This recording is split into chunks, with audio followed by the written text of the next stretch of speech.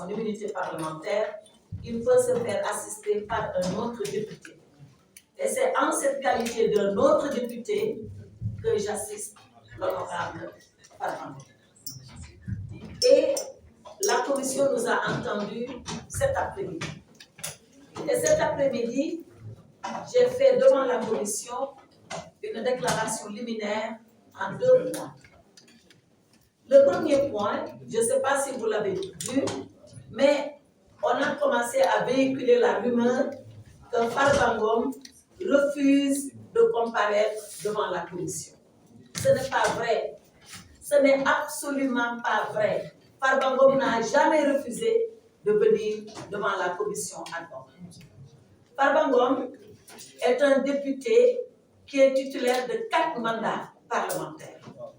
Il a eu un premier mandat en 2012, il a eu un deuxième mandat en 2017, il a eu un troisième mandat en 2022, je crois, ou 2021, 2022, et enfin, il a eu son 4e mandat le 17 novembre 2024.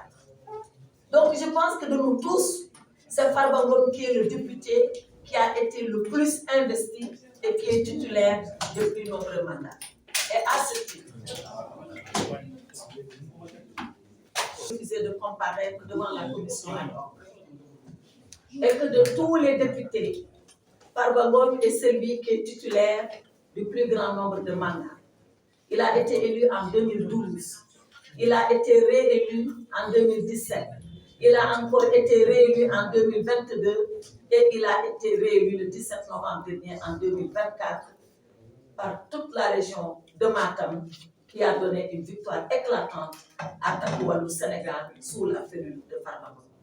Donc, quand il a été convoqué, il avait la possibilité soit de venir lui-même devant la commission, soit de se faire représenter par son défenseur, collègue député que je suis, soit alors de se faire assister par ce collègue défenseur. Et à ce moment-là, c'est tous les deux que nous allions comparaître devant la commission. Farba Ngom a choisi, d'accord avec moi-même et après même consultation d'autres collègues députés, que seul son défenseur serait devant la commission. Voilà pourquoi je suis partie seule. Alors pourquoi Farba Ngom n'a pas voulu y aller lui-même? Il a voulu mettre ses collègues députés à l'aise. Il ne voulait pas être là-bas, du genre je fais pression sur mes collègues, je demande à mes collègues de ceci, je demande à mes collègues solidarité. Il a dit non. Je les mets à l'aise, je m'abstiens d'y aller et je laisse mon collègue défenseur le faire pour qu'il soit totalement à l'aise, libre de toute pression morale venant de ma part. Voilà la raison pour laquelle Farba Ngom n'est pas venu, comme la loi lui en donne la possibilité. Et voilà pourquoi je suis partie seule devant la commission, comme la loi nous en donne la possibilité, le député Farba Ngom et moi-même. Maintenant, l'autre point de ma déclaration, c'est de dire qu'est-ce que nous avons fait, nous, en tant que défenseurs de Farba Ngom, devant la commission. Lorsque je suis arrivée, j'ai soulevé une question préjudicielle. La question préjudicielle, c'est un problème qu'on pose avant même d'examiner le fond du dossier. C'était quoi ce problème? Ce problème, c'est que personne n'a vu le dossier de Farba Ngom. Depuis qu'on parle, on parle sur des hypothèses, on parle sur des supputations, on parle sur peut-être que même personne ici au Sénégal, en dehors de quelques autorités judiciaires, n'a vu le dossier de Farba Ngom. Est-ce qu'on lui reproche des coups et blessures volontaires? Est-ce qu'on lui reproche un accident de la circulation? On ne sait pas. La seule chose qu'on sait, c'est ce que le procureur a écrit. Mais qu'est-ce qu'il y a réellement dans le dossier? On ne sait pas. Je ne dis pas que ce que le procureur a écrit est faux, mais si ce qu'il a écrit est vrai, quelle est la difficulté qu'il y a à nous donner les faits? Et je dis à la commission, donnez-moi le dossier de Farba Ngom pour que nous puissions l'étudier et nous défendre. Comment on peut se défendre sans dossier? Et hier, j'ai adressé un courrier solennel au président de la commission pour lui dire, en ma qualité de défenseur, devant comparaître le lendemain, c'est-à-dire aujourd'hui, j'ai besoin de disposer des éléments de fait qui sont reprochés à Farba Ngom pour assurer sa défense. Et le président m'a répondu. Le président m'a répondu, et vous savez quoi, mesdames, messieurs les journalistes? Il m'a envoyé comme dossier les lettres de transmission qui ont été écrites entre les différents procureurs. Vous êtes des journalistes, vous pensez que c'est ça un dossier? Est-ce que c'est les lettres de transmission qui accusent Farba Ngom? Est-ce que c'est les lettres de transmission qui constituent les faits pour lesquels on nous demande la levée de son immunité? Les lettres, elles sont là. Je ne peux pas vous les révéler parce qu'elles sont estampillées confidentielles, mais c'est une lettre du parquet financier au parquet général, une autre lettre du parquet général au ministre de la Justice et enfin une dernière lettre du ministre de la Justice à l'Assemblée nationale. Voilà le dossier. Voilà le dossier d'accusation de Farba Ngom. 4 lettres de transmission. Est-ce que ça, pour une commission qu'on a mis en place, mais est-ce que ça, c'est du travail sérieux? Mais mieux que ça, est-ce que vous pensez que l'Assemblée nationale, elle a constitué une commission d'enquête pour examiner 4 lettres de transmission? Vous pensez vraiment ça? Si c'est les 4 lettres de transmission qui sont la commission d'enquête, il n'y avait pas besoin de commission d'enquête. Il aurait suffi tout simplement de venir en plénière et de dire on lève l'immunité de Farba Ngom. Et j'ai décidé, en tant que défenseur de Farba Ngom, de ne pas m'associer à cette parodie de commission ad hoc. Et j'ai dit au président que si le dossier, le vrai dossier, n'est pas porté à notre disposition, que je quitterai la commission ad hoc, que je ne siégerai pas parce que je ne veux pas m'associer à une parodie de commission ad hoc. Ce n'est pas ce qu'on appelle une commission ad hoc. C'est vrai, certains de mes collègues m'ont dit, oui, on n'est pas la justice, oui, on ne doit pas qualifier les faits. D'accord, mais entre ne pas qualifier les faits et connaître les faits, mais il y a quand même une différence. Moi, je veux seulement connaître les faits. C'est vrai qu'il appartient au parquet de les viser. Il appartient à un juge de les qualifier. Mais moi, il me revient le devoir de connaître ces faits-là. Eh bien, l'Assemblée, la commission ad hoc a refusé qu'on connaisse de ces faits. Parce que je leur ai dit, si nous devons faire un travail sérieux, non pas pour Farba Ngom, mais pour chaque député qui pourrait être confronté à une main levée, à une levée de son immunité, mais il faudrait arrêter un principe de procédure. Le principe de procédure, c'est que la justice, qui est un pouvoir indépendant, mais qui n'est pas au-dessus de l'Assemblée nationale, qui est également un pouvoir qui est le pouvoir législatif, qui est un pouvoir fort, qui est un pouvoir indépendant, par respect pour ce pouvoir, par respect pour la séparation des pouvoirs, par respect pour l'autonomie du pouvoir législatif, le judiciaire devrait pouvoir dire aux députés, pour lever l'immunité de votre collègue, voilà au minimum les faits que je voudrais porter à votre connaissance. Mais pas 4 lettres de transmission pour faire un dossier ad hoc. Voilà pourquoi je n'ai pas voulu m'associer à cette commission ad hoc. Et voilà pourquoi, dans le fond, je n'ai pas défendu Farba Ngom parce que je n'ai pas les éléments me permettant de défendre Farba Ngom. Sur ces entrefaits, ils ont décidé qu'ils poursuivraient la procédure avec les 4 lettres de transmission, sans rien d'autre.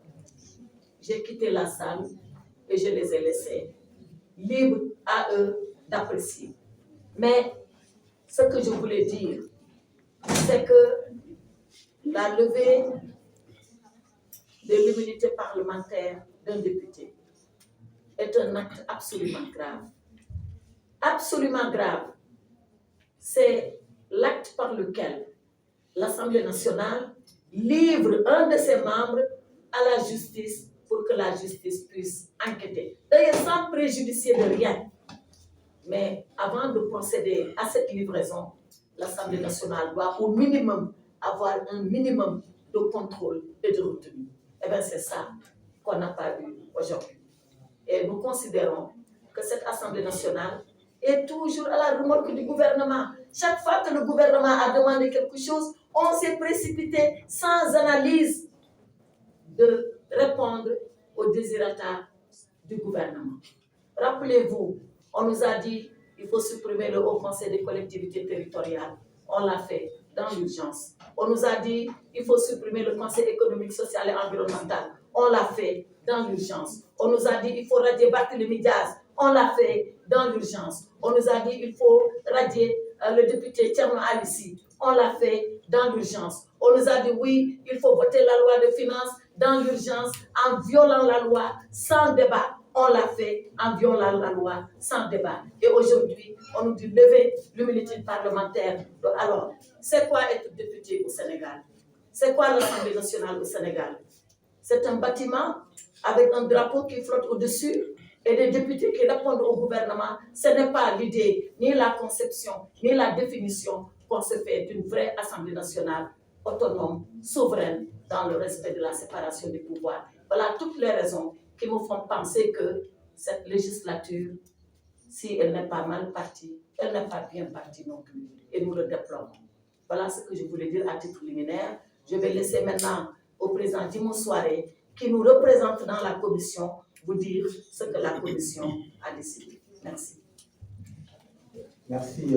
Madame la présidente, la commission ad hoc a été ratifiée par la plénière de vendredi 17 et depuis nous avions tenu 2 réunions. La première le vendredi 17 à 13h pour former le bureau de la commission ad hoc et établir notre calendrier de travail. Donc, lors de cette réunion, le bureau a été formé, on a établi un calendrier de travail et fixé à la date du mardi 21 janvier l'audition de notre collègue, l'honorable député Mamadou Di Farba. Mais au préalable, j'avais demandé en tant que membre de la commission ad hoc, j'avais demandé au président de disposer des documents qui permettraient en tout cas d'avoir les éléments d'appréciation pour juger de la levée de l'immunité parlementaire de nos collègues ou non. Beaucoup d'autres collègues, pendant cette réunion du vendredi 17 à 13h, ont soulevé la même question. Dans un premier temps, le président de la commission avait soutenu que le rapport de la CENTIF était à la disposition du secrétariat général de l'Assemblée nationale, mais que c'est un document estampillé confidentiel qu'on ne pouvait pas nous livrer ce document. Suite à cela, d'autres collègues comme moi ont soulevé cette question pour dire tout simplement qu'on ne pouvait pas tenir une réunion, auditionner notre collègue sans pour autant avoir des éléments d'appréciation. Donc, par la suite, le président nous a dit qu'il allait se rapprocher des services du secrétaire général pour voir les documents qu'il pourrait mettre à notre disposition. Et de là, après, il m'a personnellement appelé pour dire qu'il y a des documents qui sont à notre disposition au niveau du secrétariat. Donc, naturellement, le lundi matin, parce que vendredi, j'ai reçu l'appel un peu tard. Le lundi matin, à la première heure, nous avons été à l'Assemblée nationale auprès du secrétariat donc, pour retirer ces documents. Il s'est trouvé qu'il ne s'agissait en fait, comme la présidente Aïssata Tall Sall l'a dit, que de l'aide de transmission du procureur du parti financier au procureur général au ministre de la Justice et du ministre de la Justice au président de l'Assemblée nationale. Il n'y avait rien d'autre dans le dossier. Donc, naturellement, ce mardi, tout à l'heure, il y a 16h, nous avions soulevé le même problème. Bien avant, la présidente Aïssata Tall Sall a posé la question, une motion préjudicielle pour demander à disposer des documents. Quand nous avons pris la parole, nous avons en tout cas demandé la même chose. Et apparemment, la commission ne disposait pas donc des documents qui nous permettraient d'apprécier en tout cas les faits en ce qui concerne notre honorable député Farba.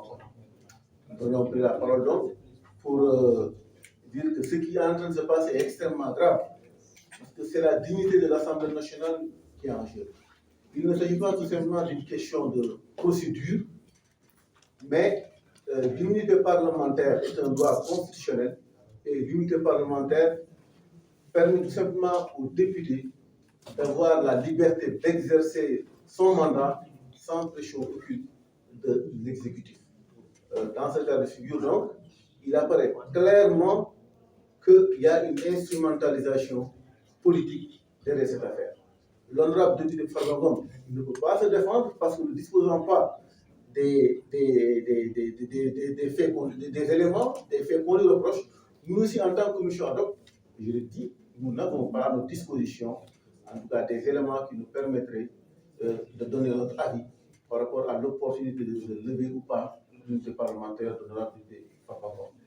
Mais le fait majoritaire étant que, comme la coalition, le groupe parlementaire PASTEF dispose de la majorité à l'Assemblée nationale, donc ils ont décidé de voter, de délibérer et de proposer à la plénière de lever l'immunité parlementaire de l'honorable député Farba Ngom. Et c'est extrêmement grave parce que pour la première fois, dans les précédentes législatures, il y a eu des levées d'immunité parlementaire, mais le parquet, le ministère de la Justice a toujours transmis à l'Assemblée nationale des documents, un dossier pour permettre aux députés, pour permettre à la commission ad hoc d'apprécier, d'avoir des éléments d'appréciation par rapport à cette demande, à une demande de l'unité parlementaire. Donc ce qui se passe actuellement est une première. C'est une instrumentalisation politique derrière parce que tout le monde connaît que Farba Ngom est une figure politique importante de l'Alliance pour la République dans le Fouta, une figure importante de l'opposition, et à travers lui, on veut aussi atteindre sa famille politique. Et nous nous en désolons parce que l'Assemblée nationale doit, la fonction de député n'est pas à banaliser. L'Assemblée nationale, la fonction de député, les députés représentent un pouvoir, le pouvoir législatif. Et derrière tout ça aussi, ce sont des électeurs qui ont fait confiance à Mamadou Ngom pour qu'il les représente à l'Assemblée nationale. Donc, en violant les droits élémentaires de l'honorable député Farba Ngom, on, quelque part aussi, on nuit à la continuité de son mandat et on est en train, en tout cas, on veut priver ses électeurs d'une voix à l'Assemblée nationale parce qu'il est là pour les représenter.